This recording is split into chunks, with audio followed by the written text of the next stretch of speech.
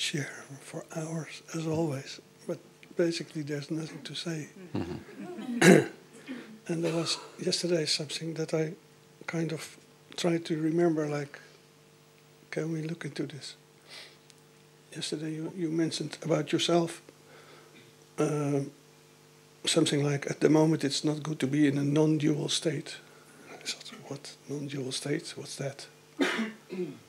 And I heard myself protest. And there was another thing like making friends with yourself. What's making friends with what? And there was something like, there is something in consciousness. And I had the same protest, like there is nothing in consciousness. Everything is consciousness. And especially this one is like, I know it from the books, but I also know it from experience. But maybe I'm not clear in this. That's what I... Okay.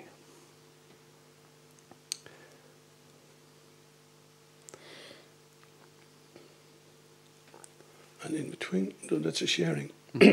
I've been in India a few months, January, February, in Tiru. Suddenly, amazing place.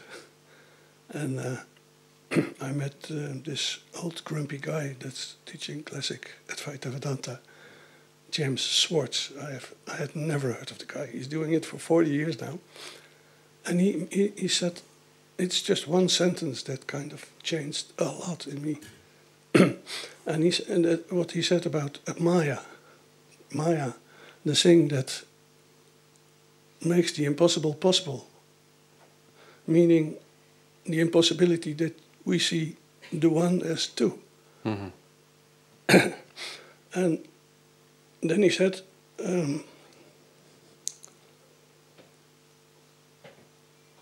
consciousness is unlimited. So consciousness wouldn't be unlimited if it had not the possibility to deny itself. Mm-hmm. And that kind of flipped back to my whole crusade against not knowing. Though again, in my family it was everything. And let's say not knowing or denying is part of consciousness. And in a way, all this stupidity became divine. Mm-hmm. And that's still kind of changing a lot. But it has to do with this question, like, I don't know why, but about what I just spoke. Mm-hmm.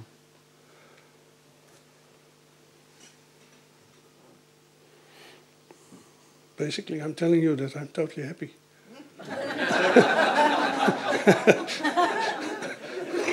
Happy to hear. Yeah, and that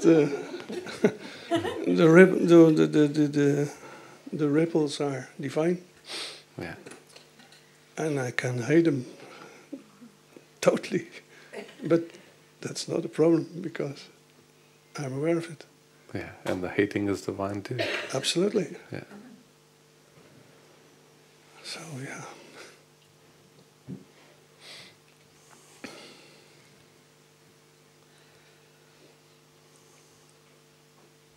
And what I see happen in my life is that it feels as if I'm going through all the patterns that kind of have belonged to me and are in my system, as if the whole story starts over again, but on a finer level. But it's always the same, as if I have to read the book again and discover new things in the same story. And so it's the same old stuff, and it's getting more and more interesting. Yeah.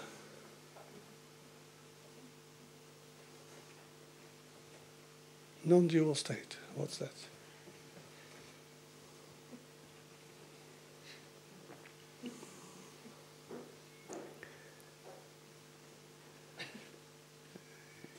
It's like what we play with sometimes with the eyes, where the eyes focus in a way of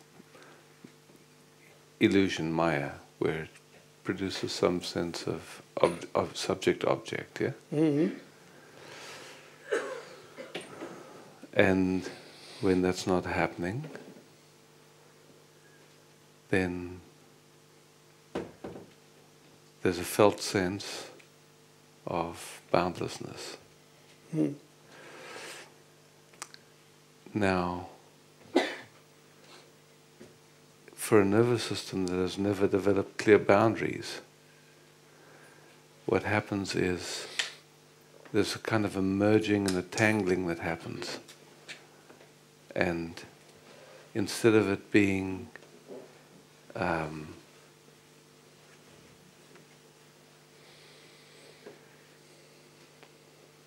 clear, it becomes an entanglement. It becomes a way in which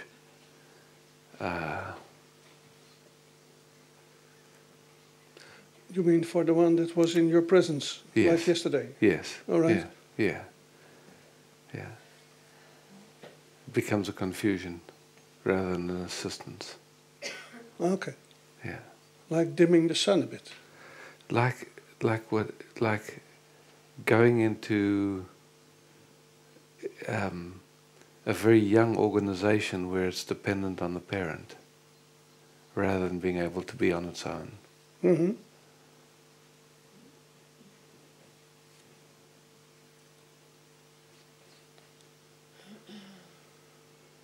Okay. Yeah. So, I mean, for me it's been one of the things I've enjoyed very much is as the seeing gets more sensitive, is like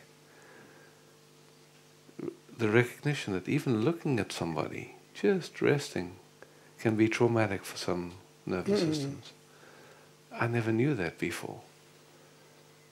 You know, for me it was, I would rest with people no matter what was going on in them. I didn't, from my perspective, I was being present and assisting them. But then when I started to learn, I saw that actually the best assistance wasn't that anymore, because I was just unknowingly re-traumatizing. And so then when I could see that and I could recognize the signals, then I could honor that person, the divinity of that particular organization, and not impose, okay, you know, let's you know, like, yeah. Mm-hmm. Yeah, this happened last year, and Yeah. I remember making a joke about basically the relief in so many people that you looked away once in a while. Yeah. But, yeah. So it's just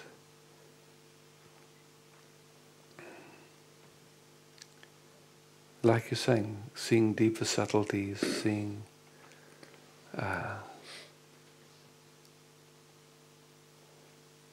being able to interpret the information that was there anyway, but was, you could say, interpreted in a funny way. Yeah. Which I'm grateful for.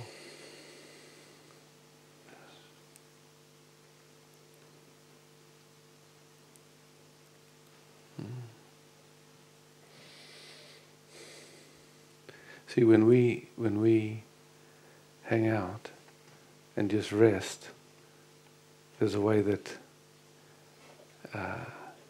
there's an expansion. There's a and it's beautiful, and it becomes an exploration, I could say. It's effortless. There's no doing. It's just.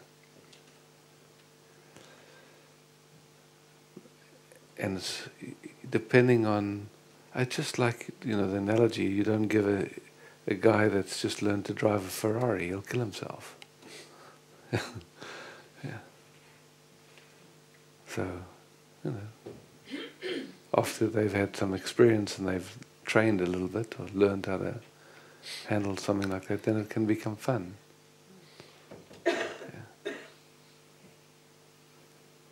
Yeah, I can testify that. Yeah.